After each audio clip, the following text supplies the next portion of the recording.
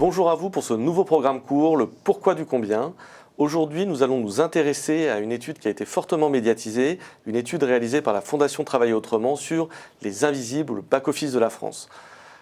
Pour cadrer le sujet et commencer à comprendre de quoi il s'agit, 3 chiffres clés. Les invisibles représentent 40% de la population active. Ils sont 63% à travailler debout et on verra pourquoi ce chiffre est symboliquement fort. Et ils sont 93% à déclarer ne pas pouvoir s'offrir ne serait-ce qu'un petit plaisir. Pour en parler avec nous, Denis Maillard, consultant en relations sociales. Denis, qui sont ces invisibles? Qu'est-ce que ces invisibles représentent? Alors, le terme invisible, il faut bien le définir. C'est des personnes qui sont essentielles, indispensables, mais socialement invisibles. Et rappelons-nous, au moment du premier confinement en avril 2020, les personnes qui avaient continué à travailler, les caissières, les livreurs et bien sûr les soignants, sont eux les travailleurs invisibles. Et ce qu'on voit, c'est que derrière chaque personne qui peut travailler où il veut, comme il veut, qui a une vie relativement autonome, se tient en fait un invisible, puisqu'ils sont 40% de la population active, et que ces invisibles sont finalement toujours coincés dans la pièce classique du travail, avec l'unité de temps, de lieu et d'action. Voilà, ça, 40% de la population active qui permettent aux 60% restants de pouvoir mener une vie au travail autonome. Alors cette vie empêchée, cette vie contrainte, comment ça s'exprime, comment ça se matérialise dans la partie professionnelle de la vie des invisibles?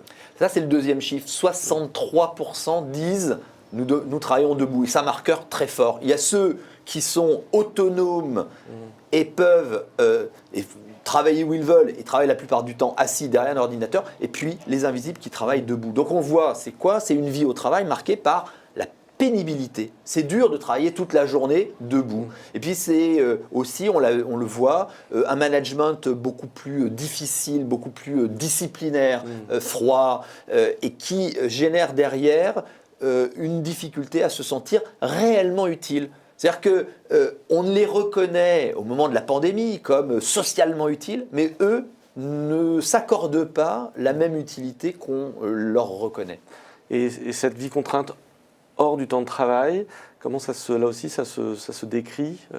C'est notre dernier chiffre. 93% déclarent ne pas pouvoir s'offrir un petit plaisir. Petit plaisir, de quoi s'agit-il? Il s'agit d'un week-end, d'une sortie, d'un restaurant, pouvoir avoir un moment agréable en famille, avec des amis ou avec ses enfants. La quasi-majorité, la quasi-totalité, nous disent c'est pas possible. Pourquoi? Parce que les revenus sont très faibles et puis la contrainte pèse sur l'ensemble de la vie. Ça commence le matin, quand on se lève, on habite loin de son travail, il faut se lever tôt. Les horaires sont morcelés. Souvent les gens travaillent quand les autres ne travaillent pas, donc c'est aussi le samedi, c'est aussi le week-end, c'est aussi les jours fériés. On doit déposer les enfants à l'école ou à la crèche, puisqu'une majorité des invisibles sont des femmes, et que parmi ces femmes, une immense majorité sont des femmes seules avec des enfants. Puis la course pour rejoindre son travail, dans les transports en commun ou en voiture, donc ça veut dire des gens qui habitent loin de leur travail, puis le travail tel qu'on vient de le décrire, et puis le soir, retour à la case maison, avec l'ensemble des contraintes qui se poursuivent. Donc une vie contrainte, peu d'autonomie, dans les aspects domestiques, dans les aspects financiers et dans les aspects professionnels. Merci Denis Maillard de nous avoir éclairé sur cette étude.